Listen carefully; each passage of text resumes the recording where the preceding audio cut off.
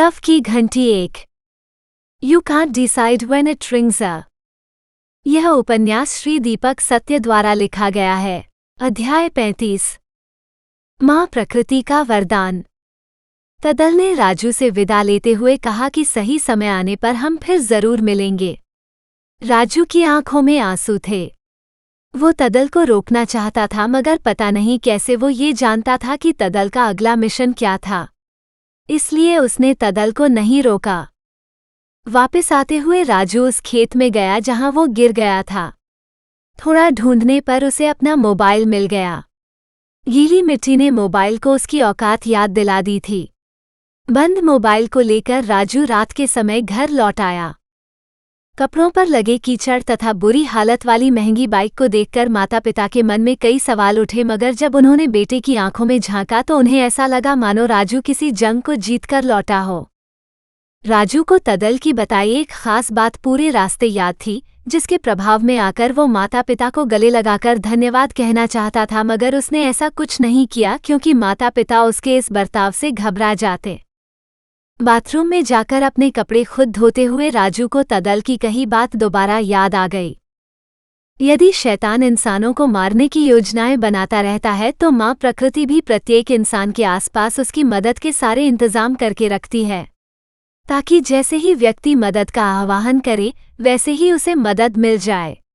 इंसानों ने इंसानों को ऊंच नीच में खास महत्वहीन में बांट रखा है, मगर माँ प्रकृति के लिए सभी इंसान एक बराबर हैं।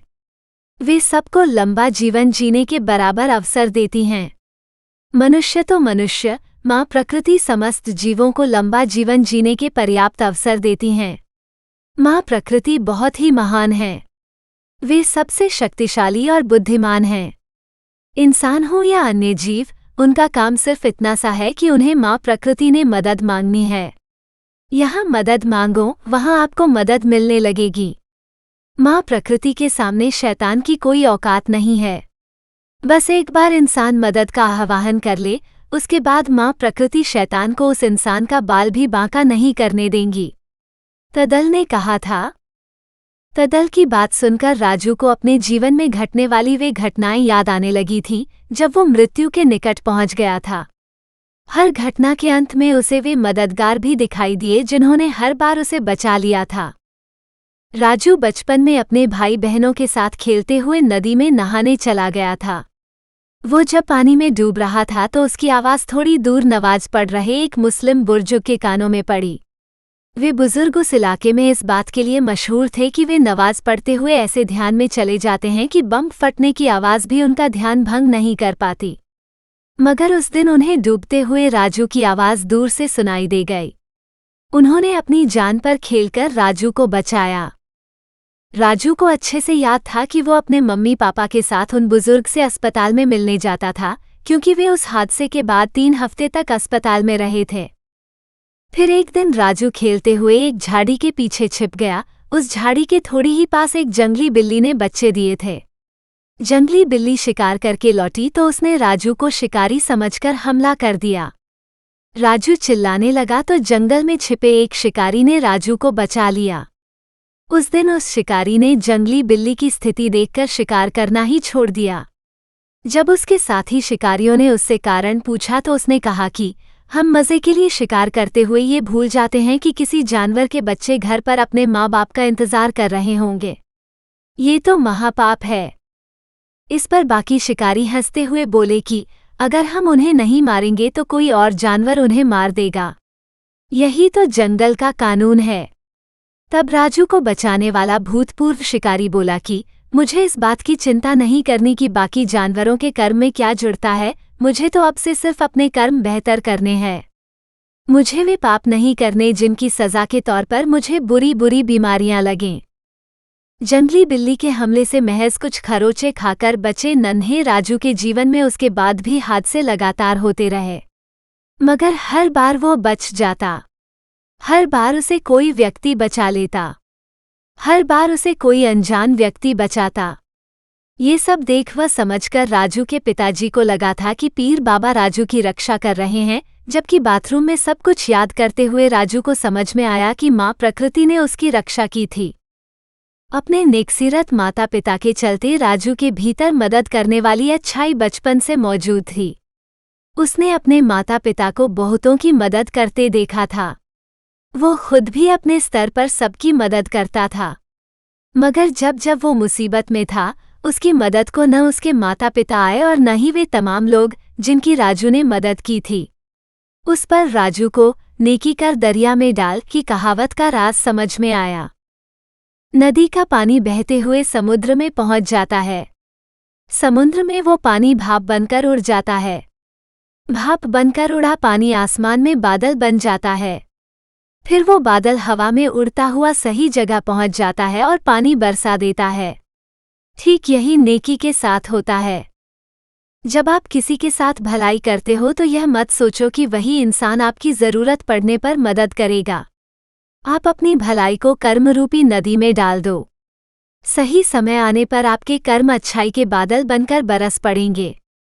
यदि आपने भलाई की थी तो आपको मदद अवश्य मिल जाएगी। मदद किससे मिलेगी, ये सोचना मूर्खता है। आप जैसी मुसीबत में होंगे, माँ प्रकृति आपके आसपास वैसे व्यक्ति को पहुंचाकर आपको उचित मदद दे देंगी। बाथरूम में कपड़े धो रहे राजू को यही बात समझ आई कि जैसे वो कई लोगों के जीवन में मददगार बनकर पहुंचा था, वैसे ही कई अनजान लोग उसके जीवन में मददगार बनकर पहुंचे थे। लोग आए और उसकी मदद करके चले गए। उस पर राजू खुशी और गर्व से भर गया। उसे हर बार बच जाने की खुशी थी। उसे गर्व इस बात का था कि वो जीवन भर अपने स्तर पर लोगों की मदद करता रहा था। नन्हे बच्चों को बुली बच्चों से बचाना हो या बड़े लड़कों के छोटे मोटे झगड़े सुलझाना हो, राजू सब बिना की स्वार्थ के करता था। मोहल्ले के बुजुर्ग की मदद तो वो करता ही था, रास्ते में चलते हुए भी उसे कोई बुजुर्ग मिल जाता तो वो उसकी यथासंभव मदद करता था। होटल की नौकरी के दौरान भी उसने कई भूखों को चुपके से वो खाना खिलाया था जिसे अमीर लोग ऑर्डर कर देने के बाद टच भी नहीं करते थे। राजू को समझ में आया कि वो लगातार अपने कर्म वाले खाते में अच्छाइयों को दर्ज करवाता जा रहा था। उसी पर राजू को कर भला सो हो भला की कहावत का मतलब भी समझ आया। बैंक में कोई व्यक्ति वर्तमान में जाकर फॉर्म बनकर पैसे मांग सकता है, मगर बैंक उन्हीं को पैसा देता है जिसने भूतकाल बैंक में पैसे जमा करवाए हुए थे। ठीक इसी तरह यदि आपने अपने खाते में अच्छाइयाँ दर्ज करवा रखी होंगी, तभी तो आपको मदद मिलेगी। राजू ने खुद पर गर्व करते हुए उन तमाम लोगों को मन में कोसा जो उसे भलाई करने से रोका करते थे। तेरा काम नहीं है, तू अपना देख, लोगों के चक्कर में मत पड़, वह कलयुग में भलाई करने का कोई लाभ नहीं होता, उल्टा लोग गाली देते हैं। ये वे कॉमन डायलॉग्स थे जिन्हें सुनाते हुए उसे अनगिनत लोग भलाई करने से रोका करते थे। सबके सब शैतान के गुलाम थे। कलयुग के नाम से डराते हुए मुझे भलाई करने से रोकते थे ताकि मेरा भलाई का खाता भरे न और मुझसे सही समय पर मदद मिले न, राजू के मुंह से निकला।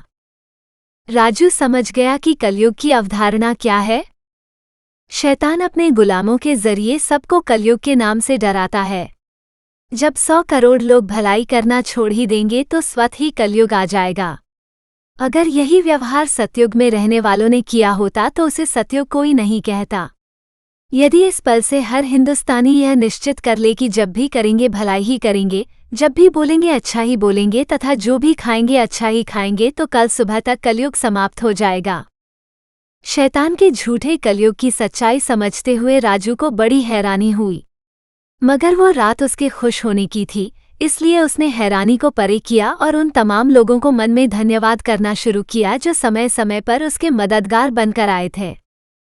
राजू को अपने जीवन के सबसे पहले मददगार की याद आई जो आज तक प्रतिदिन उसकी मदद करते चले आ रहे थे। जी हाँ, राजू को अपने माता पिता की याद आई थी। यही वो याद थी जो उसे रास्ते पर आ रही थी। शैतान के चक्कर में आकर जान देने चला था, एक बार भी याद नहीं आया कि माता पिता का क्या होगा। वे बेचारे मेरे साथ वक्त बिताने को तरसते हैं और मैं ये दुनिया ही छोड़ने चला था। कितना बड़ा गधा हूँ मैं। ये सब सोचते हुए राजू का मन माता पिता के गले लगने का था, मगर उनके घर में गले लगने की प्रथा ही नहीं थी। यदि राजू उस रात माता पिता के गले लग जाता तो वे पक्का घबरा जाते कि उनके बेटे को कुछ हो गया है। कपड़े धोकर राजू ने बाथरूम में ही टांग दिए और वो नहाने की तैयारी करने लगा। माँ जी ने तुरंत ही उसे वो गर्म पानी दिया जो उन्होंने गैस पर उसके लिए गर्म किया था। बिना मांगे माँ जी ने फिर मदद की थी। ये देखकर राजू फिर कृतज्ञता से भर गया। धन्यवाद माताश्री, कहकर राजू ने बाथरूम का दरवाज़ा बंद कर दिया। वो वहीं रुककर मुस्कुराता रहा। बाहर खड़ी माँ जी को यकीन ही नहीं आया कि उनके बेटे ने उनको पहली बार धन्यवाद कहा था। उन्होंने तुरंत जाकर यह अजीब बात अपने पति को बताई। पतिदेव भी उनके जितना ही आश्चर्यचकित हुए। यही सब सोचता हुआ राजू बाथरूम में मुस्कुरा रहा था। उसके बाद राजू ने ठंडे पानी में गर्म पानी मिलाकर उसकी ठंडक को कम किया और नहाने लगा। पहला मग उसने पैरों पर डाला और धीरे धीरे सिर की तरफ बढ़ा। नहाने का ये तरीका दर्शन ने राजू के पिता को बताया था ताकि वे हार्ट अटैक से बच जाएं। राजू ने सुनकर इसे अपने जीवन में अपना लिया था। जैसे ही राजू ने सिर पर पानी डाला, वैसे ही राजू के मन में एक नया विचार कौंधा। हर बार मदद मिली थी, इसका मतलब ये हुआ कि मैंने हर बार मदद मांगी होगी, राजू ने मन में कहा। अगले ही क्षण राजू को वे सब लम्हे याद आने लगे जब जब उसने मदद का आह्वान किया था। उसने सामान्य हालातों में तो मदद का आह्वान किया ही था, जब जब उसके प्राणों पर संकट आया था तब तब उसने हर बार मृत्यु से ठीक पहले मदद का आह्वान किया था। राजू को अकाल मृत्यु नहीं मिली क्योंकि उसने मरने से ठीक पहले जीने की इच्छा की थी। 120 किलोमीटर प्रति घंटा की स्पीड से बढ़ते हुए जब राजू किसी बड़े वाहन को खोज रहा था तब भी उसके मन में आया था कि काश कुछ ऐसा हो जाए कि मैं बबीता की नज़रों में वो सच्चा हीरो बन जाऊं जो मैं हूं। मैं गलत इंसान नहीं हूं। मैंने कभी किसी लड़की के साथ बदतमीजी नहीं की है। काश कि यह हो जाए तो मैं मरना कैंसिल कर दूं। अगर राजू देख पाता तो देख लेता कि उसके मन में यह विचार आने के बाद ही वॉचमैन ने तदल को जगाया था। यदि राजू मन से जीवन न मांगता तो वॉचमैन तदल को कभी न जगाता। नहाकर लौटे राजू का मन भोजन करने का नहीं था, मगर उसने देखा कि माता पिता उसके साथ भोजन करने की इच्छा लिए बैठे हैं। इसलिए उसने इनकार नहीं किया और अभिभावकों को खुशी देते हुए भोजन करने लगा। उसने थोड़ी सा हंसी मजाक भी किया ताकि माता पिता को अतिरिक्त खुशी मिले। घरवालों को बहुत सारी खुशियां देकर अपने कमरे में लौटे राजू के मन में जैसे ही बबीता का ख्याल आ गया। भैया, जो अनजाने में आपसे गलतियां हो चुकी हैं, कभी उनके कारण अपने मन में आत्मग्लानि लेकर मत आना। आपको लग रहा होगा कि आत्मग्लानि आना अच्छी बात है, मगर यह पूरी तरह गलत है। ये शैतान की चाल है जो आपका आत्मविश्वास दोबारा खत्म करके आपको अपने जाल में दोबारा खींचने का प्रयास के तहत वो चलता है। बुरे अतीत के बारे में ये बात हमेशा याद रखें कि जो बीत गई सो बात गई। न तो बीते हुए कल में आपका वास्तव में कोई कसूर था और न ही आप अनंत प्रयासों के बाद भी बीते हुए कल को बदल सकते हो। इसलिए समझदारी इस बात में है कि आप पूरे उत्साह से आगे बढ़ें और यह पक्का करें कि शैतान दोबारा आपसे गलत काम न करवा पाए। तदल ने यह बात राजू को विदा देने से पहले कही थी, मगर बबीता का चेहरा याद आते ही राजू ये सब भूल गया। बबीता, निर्भया, पापी, दुष्कर्मी, बलात्कारी तथा दरिंदा जैसे शब्द उसके मन में आते रहे और उसके जागे हुए कॉन्फिडेंस को दोबारा सुला गए। आत्मग्लानि की प्रचुरता से राजू के मन में फिर से आत्महत्या के ख्याल आने लगे। वो घर में ही आत्महत्या करने में सहायक सामग्री ढूंढने लगा। इसी प्रयास में उसे खिड़की पर खड़े पिताजी दिखाई दे गए। पिताजी देखकर राजू बुरी तरफ घबरा गया। उसे लग रहा था कि पिताजी ने उसके मन के ख्याल पढ़ लिए हैं। कुछ देर के लिए बाप बेटा अपनी अपनी स्थिति पर बने रहे। पिताजी बेटे की हरकतें समझते हुए खड़े रहे और बेटा शर्म से सिर झुकाए हुए खड़ा रहा। आप यहाँ क्या कर रहे हो? राजू ने जमीन देखते हुए अपने कमरे से पूछा। पिताजी को लगा कि आज उन्हें राजू को सब कुछ बता देना चाहिए। उन्होंने खिड़की के दूसरी तरफ खड़े खड़े राजू के बारे में हुई भविष्यवाणी के बारे में राजू को बता दिया। उन्हें लगा था कि राजू घबरा जाएगा, मगर वो तो हंसने लगा था। पिताजी को लगा कि राजू उनकी बात का मजाक उड़ा रहा था, मगर सच्चाई कुछ और ही थी। राजू को उनकी बातों पर यकीन था। उसकी हंसी का कारण तदल था। शैतान के मायाजाल को समझना सबके बस की बात नहीं, क्योंकि शैतान कभी भी सामने से हमला नहीं करता। वो अपने गुलामों को आगे करके खेल खेलता है ताकि इंसान उसके गुलामों को गुनहगार मानते रहे और कोई शैतान के वजूद को समझ न पाए। ऐसे में हर इंसान के पास एक ऐसा औजार है जिसकी मदद से वो कभी भी कहीं भी शैतान के जाल को काट सकता है।